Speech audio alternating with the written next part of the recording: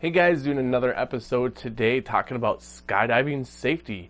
I got to interview my good friend Sam, and so this video gets to be a little bit long. It's about an hour, but I think it's got a lot of really good information for you guys if you sit through and enjoy.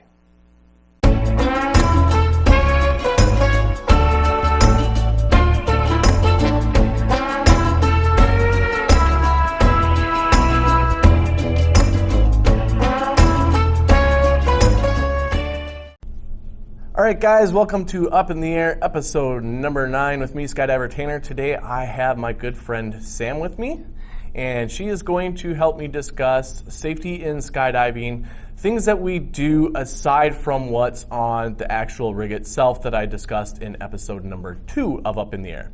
So Sam, I'd like you to introduce yourself if you don't mind. I am Sam Vasquez. I've been skydiving for 12 years, instructing for 9. I've been at the indoor wind tunnel instructing there for 2 years as well. I've accumulated almost 6,000 skydives, got my Tandem rating, AFF rating. I'm a free fall videographer too as well, and I like to fun jump in my spare time. Hell yeah. So I always tell people, I only have 260 skydives, and they're like, oh my God, only 260. So 6,000, and we know someone who's got over 20,000 skydives, who's at a drop zone not too far from where we jump. And if you can explain to people, what is AFF? So AFF is the Accelerated Freefall Program. It is training to be a solo skydiver to get your license in the long term. Mm-hmm. It's essentially a survival, it's essentially teaching you survival skills, how to save your own life, how to keep yourself safe in the sky before you're kind of unleashed to go on your own. So what are some of the first steps that people take if they want to get into the advanced freefall program? So the first step would be contacting your local drop zone, finding out when and how often they have courses available, signing up for that first course, and dedicating your whole first day to learning and being taught more about how skydiving works. Right, yeah, and when she says it's a day, it quite literally can be a day. I'd say anywhere between 4 to 8 hours of training, depending, Yeah, depending on the instructor that you get. Everyone teaches a little differently. Everyone learns a little differently too as well. So you might, need a little bit more time than the average, or you might need a little less time than the average. It just kind of depends on the individual. Right, and I would say that the focus is probably more so around like what were to happen if you had a failure during skydiving, and what things to expect if something were to go wrong. Would you kind of agree with that? Yeah, that's what I mean by survival skills. They're teaching you how to deal with like any of those malfunction situations. They're teaching you how to deal with emergency procedures. A lot of what you're going to learn in the first jump course is how to deal with all of those different various situations and what the procedures are. Right, and to obtain your license in skydiving, it is a minimum of 25 jumps, correct? Okay, so someone would go to you, an instructor like you in AFF, and the first 7 jumps is where they kind of get tested on some of those skill levels, correct? Yep, so there's 7 jumps that you can pass or fail depending on your performance. Right, and that would be like the turns, the forward, backward motions. That way they understand that you are safe in the sky to start being able to jump with other people. Yeah, it's not just body flight though either. It's being altitude aware, being able to pull on time, being aware of like what's going on you around in the sky, directional awareness, understanding which direction you're facing or which direction you're traveling while you're flying. So. Right. Yeah. So it's not just going out and are you stable? Like she said, it's very hyper aware of what your altitude is, because obviously you want to be able to deploy your parachute in time, just in case there would happen to be a malfunction. You can try to recover in time. Some of the other things would be even like spotting from the airplane. People don't understand that spotting is also very important. So things like checking for other aircraft, knowing what your upper level winds are and how your body is going to drift while you're in free fall, so that way you can make it back to the drop zone safely without landing off or somewhere else. Yeah, I would say some of that stuff is a little bit more advanced for the average AFF student, just because it's a lot of information to unload on someone in a very short amount of time. I would say that a lot of that is spoken about to begin with. It's not necessarily the most important bits, but it's definitely still something that is talked about. Right. Yeah. So after they pass like the 7 initial jumps, then they aren't just free for all student where they can go out and do whatever they want. Typically, you should go on to someone who is a coach rating and start teaching them how to exit the airplane in different ways and how to start flying with other people. Yeah. Yep. So those first few jumps after your AFF progression is finished and complete, once you're on what we call solo status, you can get out there with an instructor or a coach, and they're really going to help you flesh out some of those skills that you've worked on, some of those basic skills that you've acquired in the FJC or in the first jump course. And you're going to start expanding on what kind of knowledge you have. They're going to start homing in on repeating certain skills so that it becomes second nature and not necessarily information that you constantly have to be bringing forth from the depths of your mind. Right. Yeah. The other thing too, one of the things that I got really nervous on with skydiving is because, deathly afraid of heights and everything. And for me, as weird as it sounded, like the higher up I was, I almost felt safer because you got more time to recover from something that might be bad happening. So when it came to a hop and pop, I was nervous as could be, and hop and pops are really important, and if maybe you'll kind of explain what a hop and pop is and why we do that in the training with students. So hop and pops are emergency exits. They are essentially a way for you to get out of the airplane safely and deploy your parachute immediately. And it's practice it's practice for a situation where there's something going wrong with the airplane. Right. You're practicing a skill to be able to get out quickly and efficiently and safely with a very short amount of altitude available. Right. So the first one is typically at like 5,000 feet, so you get a feel for it. And the next one is at, what was it again, 2,500 or 3,000? 3,500. 3,000. You work your way down. Yeah. You work your way down. So you start off a little bit higher, still a little bit nerve-wracking, and then you go a little bit lower. And again, it's in case there is some sort of emergency with the aircraft. Now, if we can kind of go over, let's say that there is an engine out or there's an issue going on. At what altitude would you say skydivers start leaving the airplane versus staying on the airplane? It really depends. It depends a lot on what is going on in the airplane, if it's something that's landable or if it's something that's not landable, or if the pilot says that we need to get out. The pilot is number one in command, so whatever he says goes. You would work your way down the chain of command in terms of people, the hierarchy of experience. So go pilot, instructor, coaches, regular flyers, students after that. And you guys would listen to what the pilot has to say. If he says to get out of the airplane, you get out of the airplane. Can you elaborate or say the question again? Yeah. So at what altitudes do you think that it would be important for skydivers to either leave or stay in the airplane? And like you were saying, it depends on emergency, but typically what would you say is the altitude in which evacuating the airplane would be common? It really depends. You got to kind of factor in the survivability rate. Obviously, there's a point where staying with the airplane, no matter what's going on, is definitely the better choice. Right. You have a better chance of surviving whatever's going to go on or whatever's going to happen. In instances where you have enough altitude, there are different things to consider. If you are comfortable deploying your reserve at a really low altitude, then you could get out and pull your reserve right away and practice that hop and pop motion. If there's a little bit more altitude and you're comfortable with that, you can get out on your main. It really just depends on where you're at. It's why altitude awareness is super important, even in the airplane. Being aware of where you're at before you get out of the plane, no matter what, is super, super important because Yeah, so like if the airplane has an engine failure or something at 500 feet, you're not going to be jumping out of the airplane. No. You're just not going to have enough altitude for your parachute to deploy. Yeah. So that would be one thing where your survivability rate is more with the airplane. And again, like what you're saying is, it's going to be kind of the pilot's choice. There's a lot of weight in the aircraft. And so if there is an issue in there, the pilot has to land it. You want to ideally have as little weight as possible when you are landing it, depending on what's going on. So based on altitude, it could be, hey, get your asses out of the airplane and do your thing. So if you're at 6,000 feet, more than likely it'll probably be like, let's try to get you out. Yeah.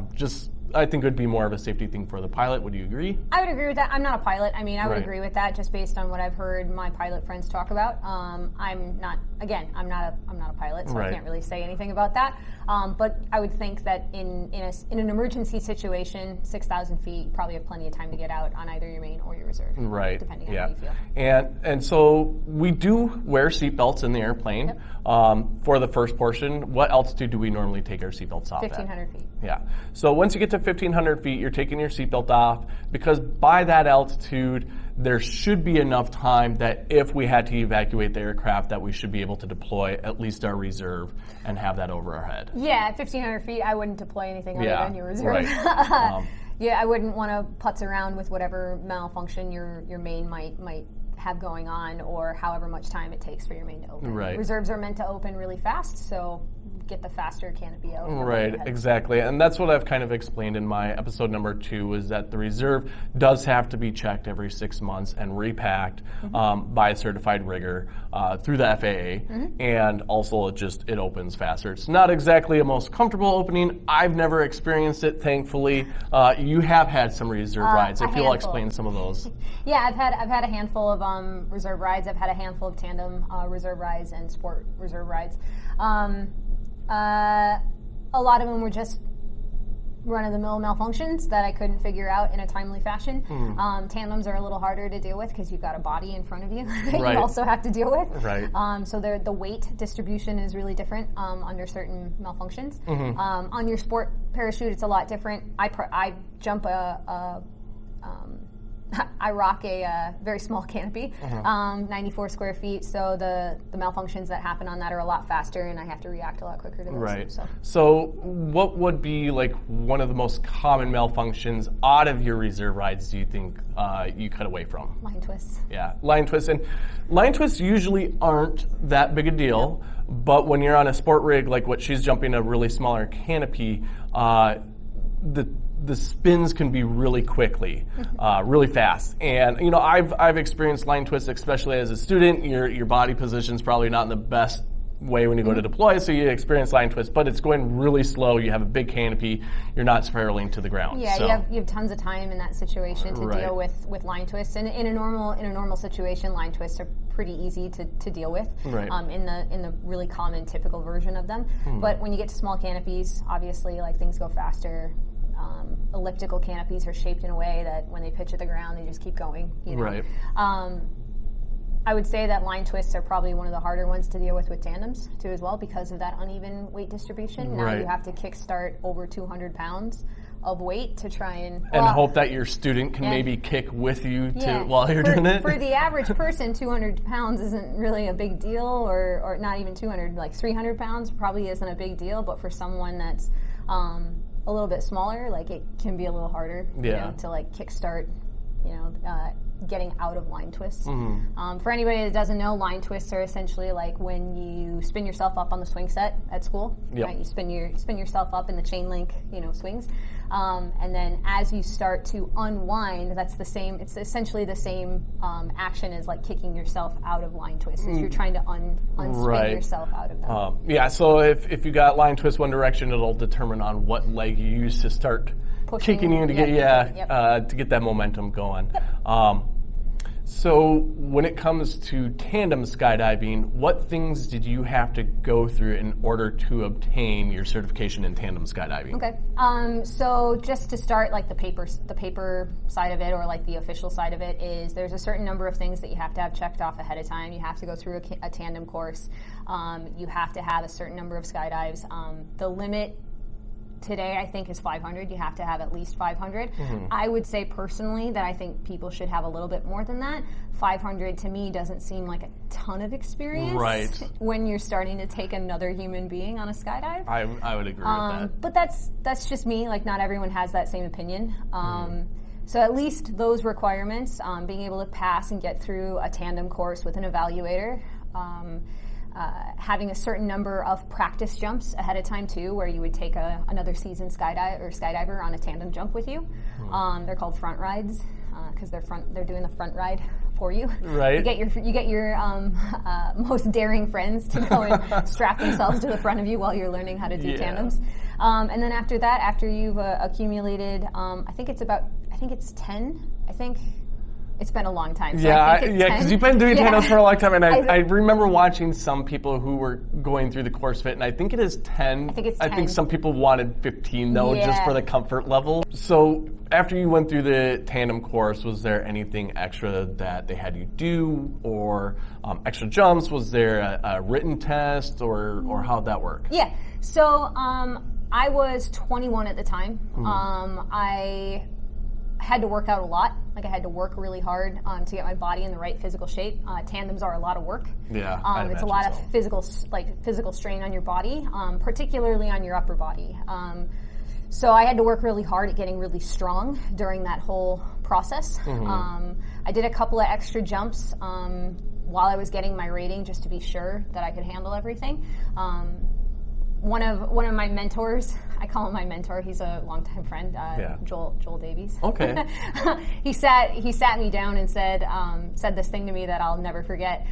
If you can't land the tandem canopy with 200 pounds in front of you by yourself, you shouldn't be doing tandems. Right. And that was something that really stuck with me and made me really push hard to get strong and focused and like capable before I really threw myself into it. Right, because you do have another person's life that you are in charge of in that moment. Yeah.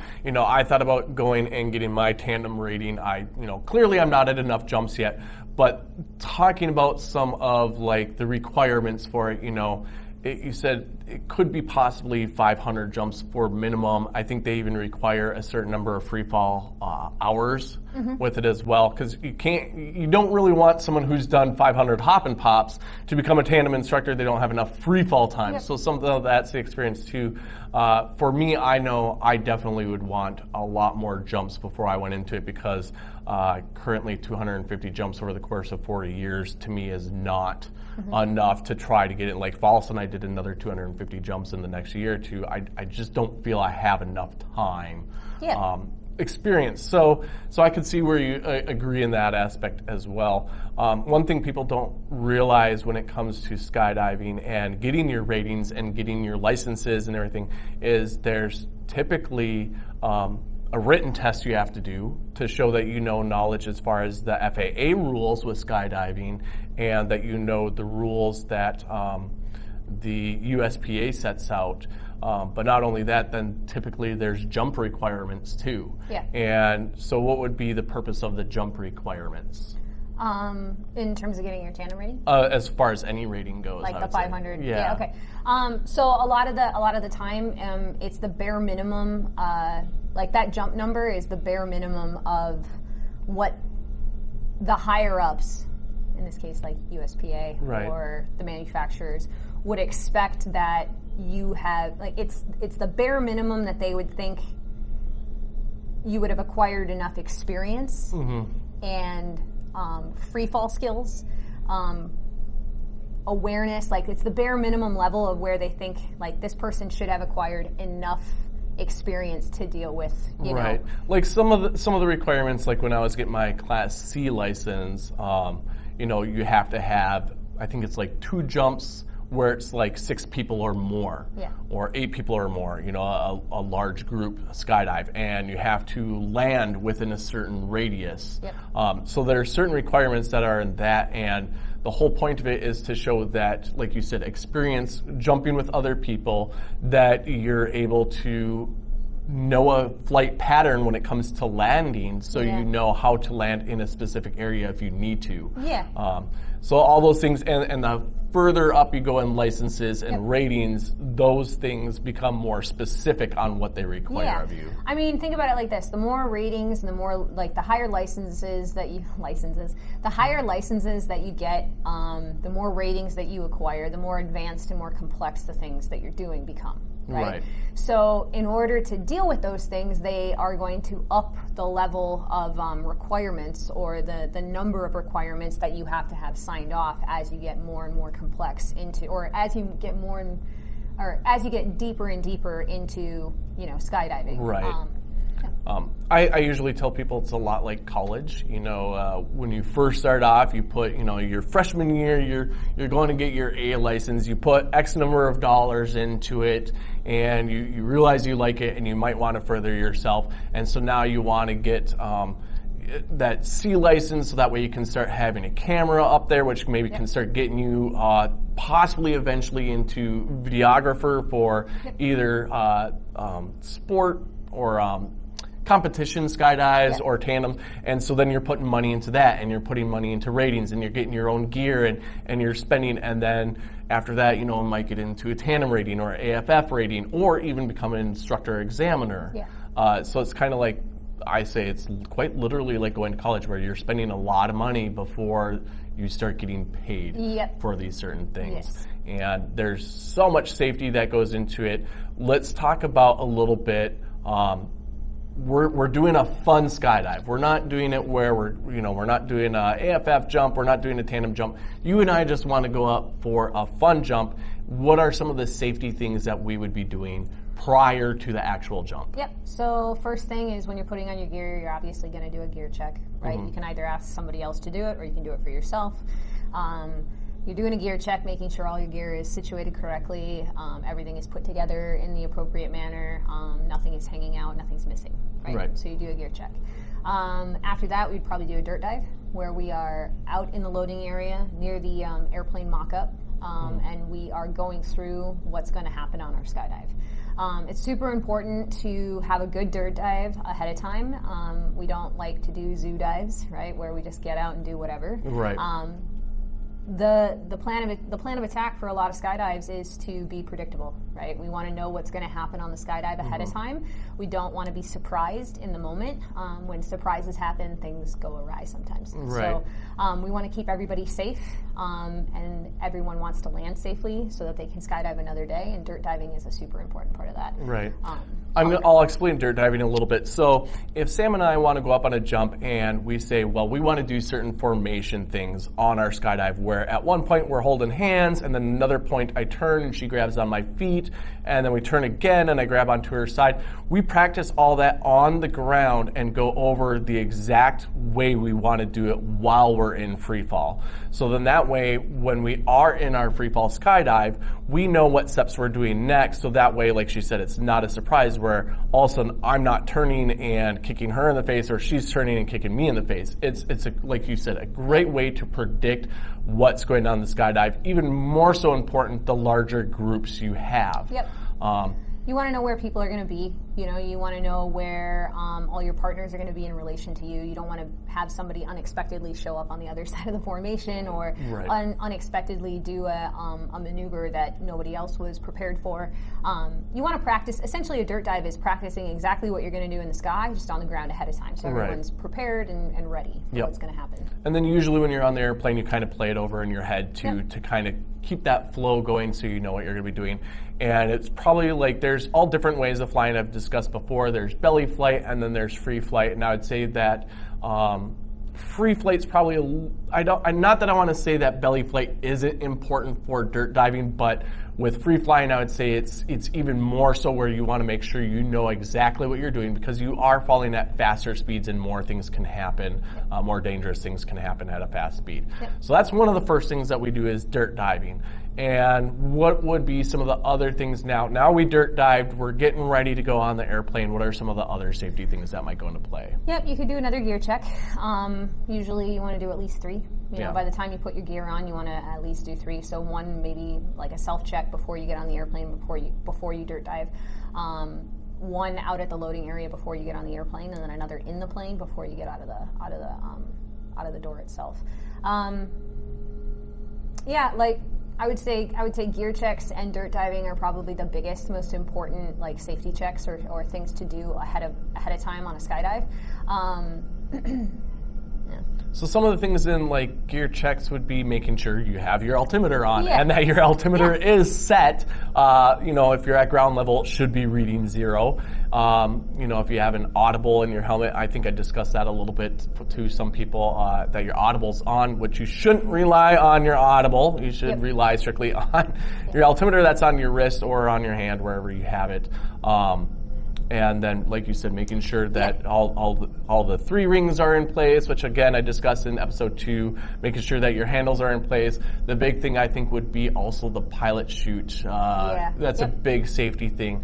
So people saw kind of how the parachute gets deployed in one of my episodes. It says, well, what happens if a pilot chute is out of the bottom of the container while on the airplane? A couple of different things could happen, and it really depends on what's going on with the door. On hot days, sometimes after 1,500 feet, the door opens while we're riding to altitude. Just because it's hot in the plane, we cook, We got 18 bodies crammed in there. Yeah, we're cooking in there, It's a little tin box that, heats up really, really easily. So we open the door for some air conditioning. Yeah. If the door is shut and that situation happens where there's a pilot chute out in the airplane, whether it's partially out or completely out, you want to contain it as quickly as possible. You want to inform the jumper that's wearing the rig that their pilot chute is out. If it's something that's fixable, we can fix it in the airplane. If it's something that's not fixable, that person's probably riding down with the airplane. Right. Probably have a tight grip of the pilot chute.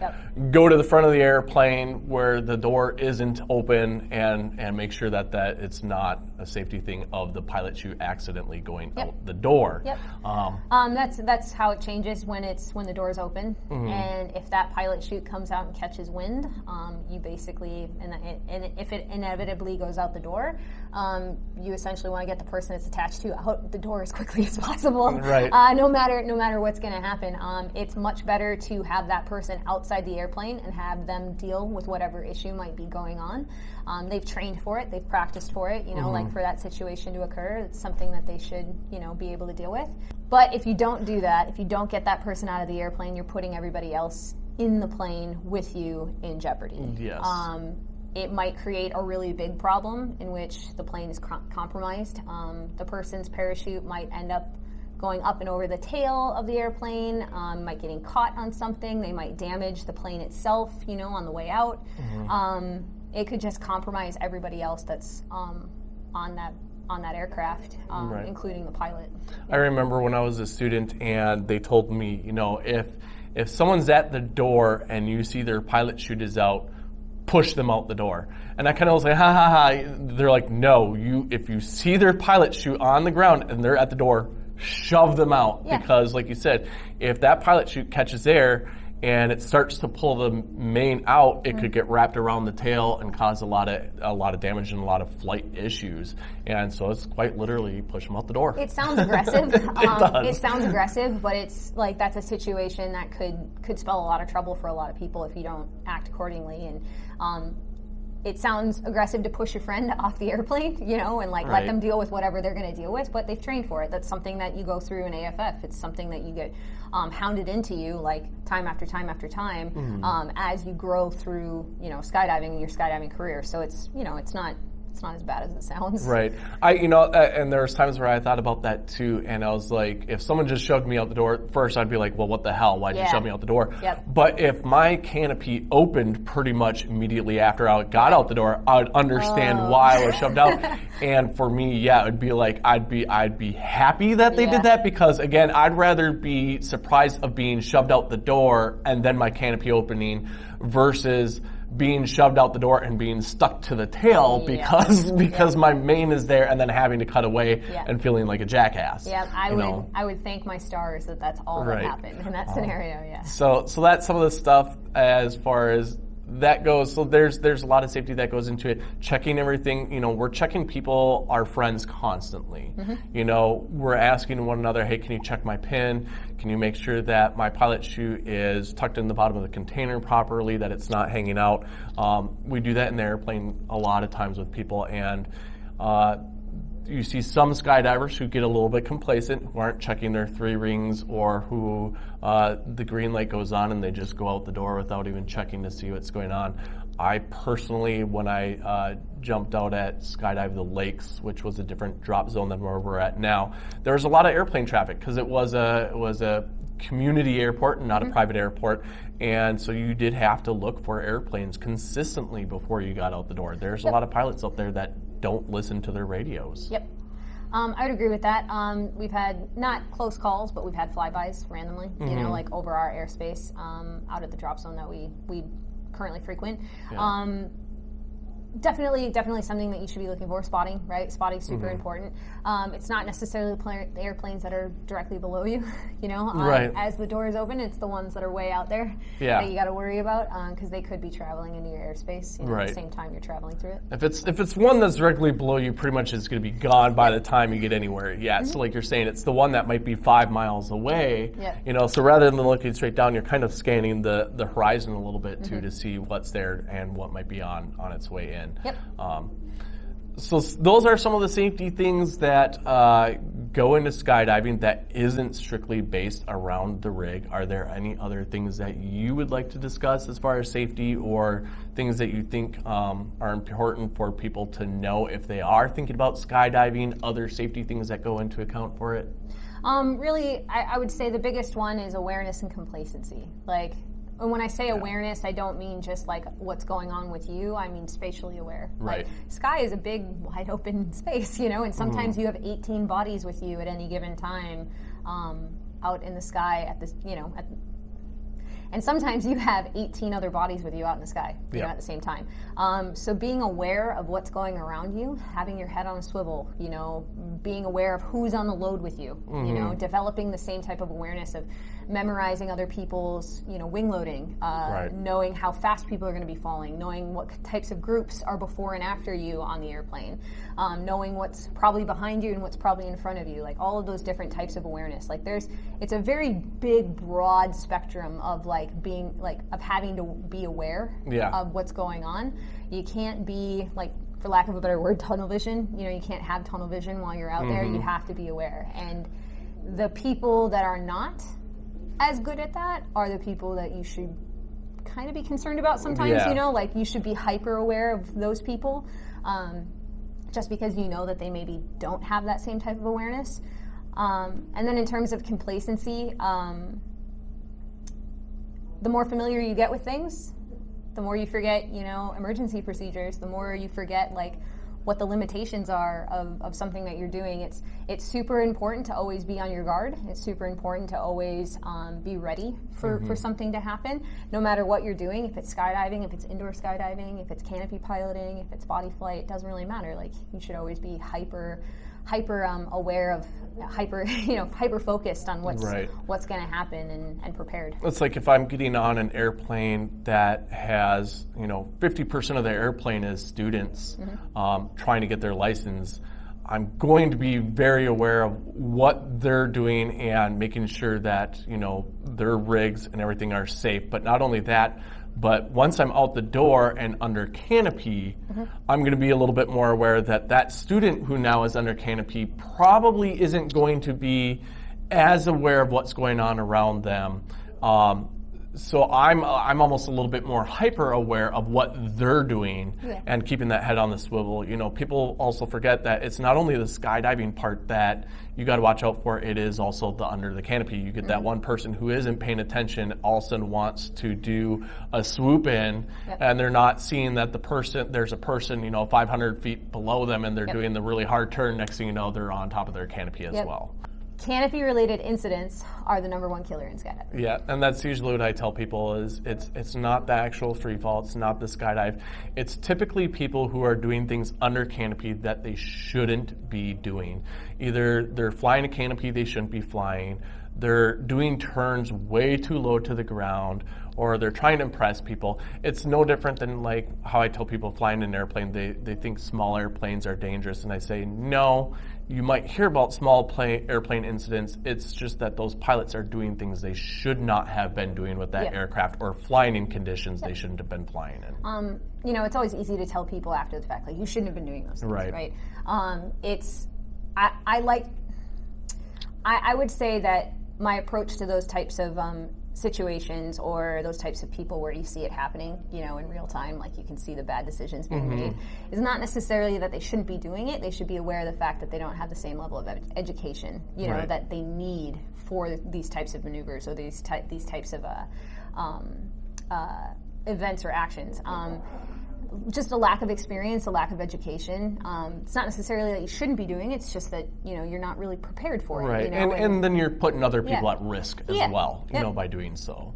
Yes, exactly. And one thing that's really cool about skydiving is, I don't want to say it doesn't matter what your skill level is, but if you see something that is unsafe, go up and say something to someone. There shouldn't, if someone's doing something that is unsafe, they should not take offense to it. If someone who has 50 jumps and sees like clearly what you did was Yeah. unsafe, and that other person has 1,000 jumps, it should be kind of a two-way street of we're all looking out for each other, we're all taking care of one another. There are times where someone with a low number jump is saying something to someone with a higher number jump, not knowing, or not Yeah. having the experience, but it's still one of those where anyone should be able to point out something that is unsafe in skydiving. Yeah, I think the biggest thing to take away with that is ask questions. Like ask questions. If you're not sure of what's going on, if you're not sure if you see somebody else doing something that you're really not sure if like they're qualified to do it or maybe they're not prepared to do it, like ask questions. Ask them questions. Right. I wouldn't necessarily just going up and giving your opinion is really the best course of action Right, in a lot right. of situations. But just go up and ask that person what's going on. Like ask them why they're doing what they're doing. Ask them, like how they're going to deal with like this particular situation or should this happen, like how are they going to deal with it. A lot of the time when you ask questions, you get a really good response. Right. Like a much more approachable response. Well, and then the thing too is it makes them think on themselves. Yeah. Well, why did I do that? Yep. Oh, I Yep. get what you're getting You at can here. also, you can also prompt them to think about something maybe they didn't previously think about. Right. So it's I would say asking questions and like starting a conversation rather than just going up and saying no. Right. Exactly. Might have like a better reaction, and you might be able to learn something or teach somebody something. It's just all around. The better. biggest one that a lot of people ask me who are don't know much in skydiving or very new to it is, I'm going to go up, like I want my license because I want to get videos of my jumps and everything else like that. And they don't understand that, USPA recommends, it's a recommendation, unfortunately, that you have a Class C license in 200 jumps, or is it just at least 200? I think I'm not. Do you have to have the Class C? I don't think We'd have so. to look I that don't up. think it's the C license. I think it's just the 200 jumps. Yeah, I don't think it's the C license. I Yeah. think it's just the 200 jumps because I've seen lots and lots of A license holders and B license holders just slap a camera on them Right. as soon as they get to 200. 200 is a recommendation. It's not a rule. A lot of different drop zones enforce that rule in different ways. Some drop zones don't really mind if you put it on like a jump or two early, and some drop zones are like no, 200 at least, or maybe they have a higher requirement.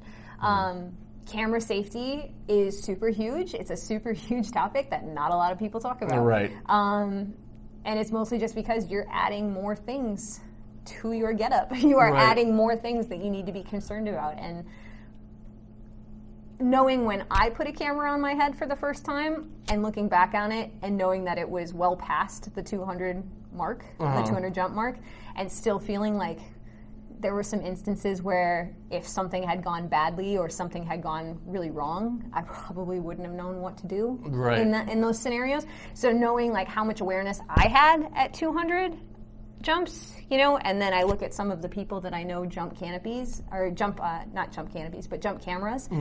And it makes me cringe just a little bit because I'm like, man, I really hope that like in an emergency situation that you haven't previously discussed with anybody. Right. Like I hope you know what you're going to do in that scenario, and like what the safest or the most efficient method of getting out of that scenario. Right. The biggest thing with jumping with the camera and why people think like, oh, why can't you jump with it right away? It's a snag hazard. It's a really bad snag hazard. It's a distraction too, right. as well. If you're too focused on the camera and getting that shot. Yep, and your awareness is gone too. Anybody that does serious camera flying can tell you, like you're honed in on whatever it is that you're filming. You're looking at that thing, and it takes a really long time to develop like that awareness while you're staring at something in front of you. Like, can you be aware of what's happening over here, even though you're staring at this thing out in front of you? Can you be aware of what's happening above you or below you, like while your focus is on this one thing? And then not only that, but having the flying skills to like evade or get close to, you know, your subject. So camera flying is a big one that not a lot of people talk about. And I think it's because I'm going to sound like some of my older skydiver friends now, or just my more seasoned skydiver friends. I think it's just with the advent of like the sport camera, the handy cam, you know, like with all that stuff, like it's just, it has made camera flying so accessible to people, and they don't go hard.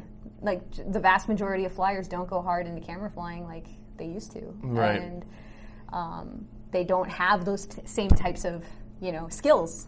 Right. I know for me, when I first jumped with the camera, my goal wasn't to try to get a shot. It was more so, I have the camera, and if I happen to capture the cool stuff, neat. But my goal was not to be like, I want to have this perfect shot of what's going on. And the other thing too is like, if you're going to slap something that is $300+ onto your helmet or onto your body, you better be ready to say goodbye to that item, you know? You need to. And that was the other thing I thought of, is like, I knew that this was money I was putting onto my helmet, and it was like, if it means my life or that camera, you bet your ass that either I'm going to pull my helmet off really quick, or I'm going to bust that camera off as fast as I possibly can to get rid of it, and because it's not worth it. Absolutely. That's another part, or another point. It's another supporting piece to like the point, is that there's a lot of things that can go wrong when you start introducing extra things, you know, camera, whether it be a camera, a canister, like a smoke canister onto your foot, whether it be a camera, whether it be, you know, whatever you can think of. Adding new things to it, it's a distraction. If you can't stay focused, or you're not ready to like lose that thing, you know, in the event of an emergency, like probably shouldn't be wearing it. Exactly. Now, don't get me wrong, they're great learning tools. You can learn a lot from video. Like it accelerates the learning process really, really fast. It's just as soon as you open that realm of putting a camera on your head, like there are things that could additionally go wrong, and you should be prepared for those. And 100%. I personally think that the vast majority of skydivers don't brief that ahead of time. It's something they learn as they go, rather than talking about it ahead of time. Yeah, so I'd agree with that. You know, one of the other quick things that I remembered I wanted to talk about was, you know, you see people who are jumping into stadiums and doing those demo jumps, and there's a lot of requirements behind that too. Yep. I'm not as well versed on that because I don't have my demo rating. I'm not as well versed as to what goes into that or how to prepare for a demo jump, but I would assume a lot of the preparing for them is very similar to like a dirt dive. You're going over the plan several times. You're scouting the area ahead of time to know what kind of obstacles you might be flying around or into. Being a very good canopy pilot. Yeah, I was going to say, I think that's probably the more important, is being able to land like exactly where you want to every single time. You're not miscalculating, you know, like 10 or 20 feet, because sometimes that can make the difference on a demo jump. It could be 10, 20 feet. If you're in a crowd, you know, if you're flying into a stadium, I'm sure some people have seen where that person nails the side of the football field. It's a spectator, you know, like takes something out, you know, or gets caught up on like a wire, or you know, like there's tons of different variations of like how that can go, and being able to drop, like for lack of a better word, drop your canopy exactly where you want to, like that's a super important skill. So, from what I understand, like you have to nail so many landings in a row in exactly the same spot. Before you can acquire your demo rating, and then to further push the restrictions or the limitations on what you're allowed to do, you're only allowed to jump that particular canopy. With a demo rating, I think. So you have to get rated for every canopy that you fly. I think I heard that too, and I thought that there was even a specific canopy size that you couldn't go lower than. I'm not sure if it's one canopy that you have to get rated off for, or if it's like two on either side, or like one on either side. I'm not entirely sure how that works, but I know that there's a certain number of jumps that you have to get first before you can, and they're hard. It's hard. I remember watching crutch go through it. Oh, really? Like 5 or 6 years ago, and he was trying to, like, he went over it. It took him all summer. It took him all summer to get there. Like, and it's because it's hard. It's difficult. You know, you have different wind conditions all the time and whatnot. And I know Jim Fisher. He does it sometimes, and some of the things that I've seen him try to go through, and he's told me stories too about when he did a demo and it was into a stadium and having to know where a fence line is or where a power line is, and he knew he wasn't going to make it. He thought he could, and he's like, I'd rather just divert completely to a whole other area than try to make that demo jump. So interesting, but. Other than that, do you have anything else that you want to talk about or discuss? No, those were some pretty good questions that made me talk a lot about skydiving. Well, that's the whole point about this is I know so many people who have asked me a lot of questions online about it. A lot of people who are very fearful of it. I started with immense fear of heights. I think you did too. Yeah, I don't like heights. I still don't like heights. I tell people that all the time, that a good majority of skydivers, you talk to them, and that's how they got into it, was a fear of heights, going out and facing the fear. I still don't like going to the top of this building and going up to the edge. It scares the crap out of me. I don't like it. When they tell me to go up to the turn vanes in here, like, no. Yeah, nope, hard pass. when we have to do our inspections, and even when we're in the fan area and I'm walking from one side to the other side by the turn vanes, like, no. I don't like it. But obviously knowledge is power, and the more you know about something, the more comfortable you feel with it. And it's also one of those things where the more we can discuss the safety that goes into it, it helps people out, but also just going out and watching.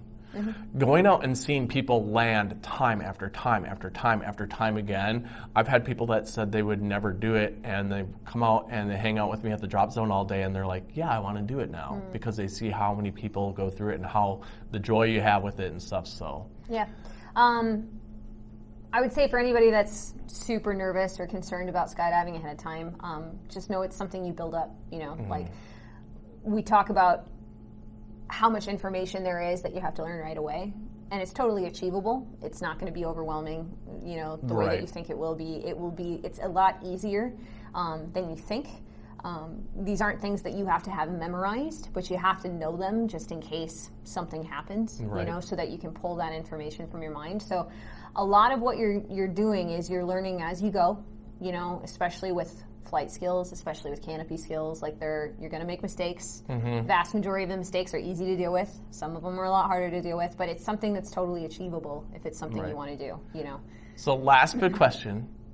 You got almost 6,000 jumps. Do you still get nervous on the airplane? Sometimes. It depends on the jump, and it depends on who I'm with, or if there are other people on the airplane that I know, like, not throwing anybody under the bus, but like there's people that you can be concerned about, knowing what their skills are like. There are definitely instances where I'm like, all right, like, just go through it in your mind. Close your eyes, go through it, like, think about it, go through it a couple of times. There's definitely some heart-pumping jumps. Ryan Doolittle's. I was so worried I was going to mess that up.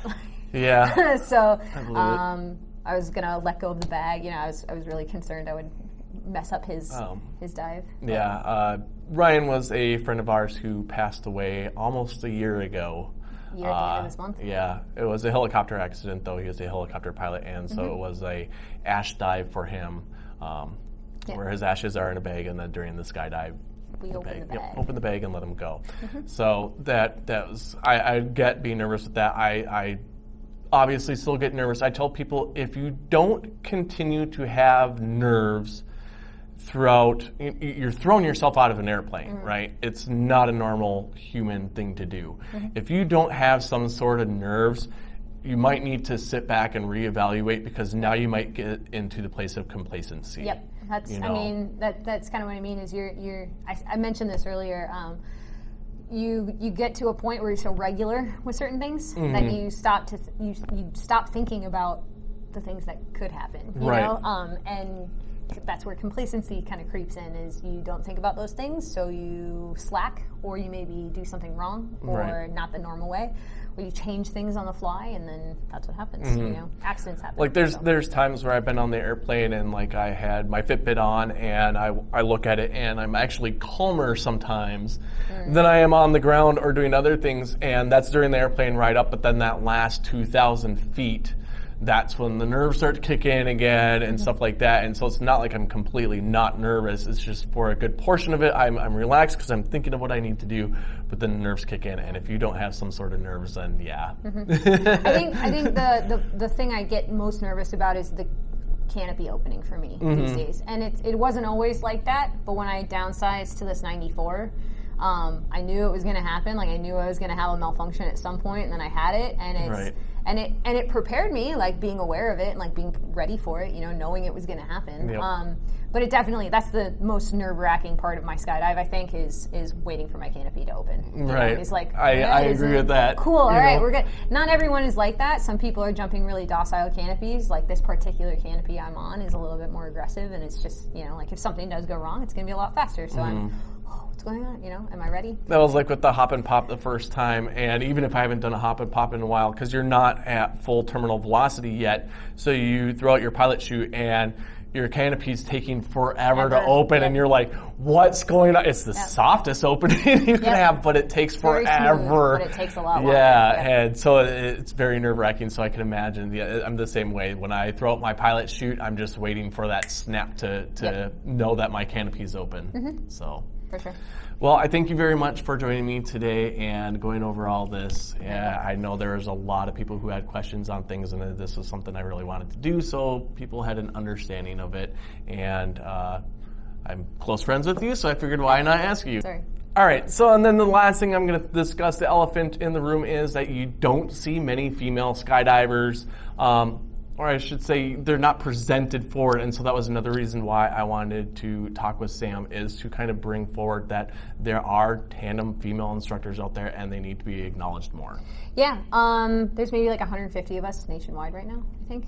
Man, there's more all the time, but right. like maybe about 150 active female tandem instructors. That's crazy. Nationwide, like it's a very small number. Yeah, there needs to be more. Yeah, and I think it's just a lot of work. Like I think a lot of women look at it and they're like, man, I wish I could do it, and they're just maybe not prepared for like the amount of work, which is totally fine. Like to each their own. It's not necessarily to say that people aren't capable or that women aren't capable of doing it. I know like when I got mine, there were a lot of people who were like, wow, it's really ballsy of you, or like, are you sure? Like, are you sure you can handle it? And it kind of just pushed me even more to like do it. Right. Like, no, I can do this. Like it was a lot of work. Definitely a lot of working out, like prepping my body and preparing and like learning how to finesse things differently than the guys who can just like muscle through things. It takes a little bit more nuance for us, like there are certain things that we need to like trick, or like we need to develop our own little tricks, right? To make it easier for us, or to make it more achievable or easily achievable. Yeah. So you can do it. You can absolutely do it. Like you're totally capable of doing it, and you should, because it's awesome, and women are cool. Right. Like, I mean, I like when there's obviously diversity in things. I like to see tandem instructors out there be very, very diverse as far as races, ethnicities, and even sexes. It's the sport, if you look at it, is kind of dominated in one particular area, and it needs to open up and advance a little more.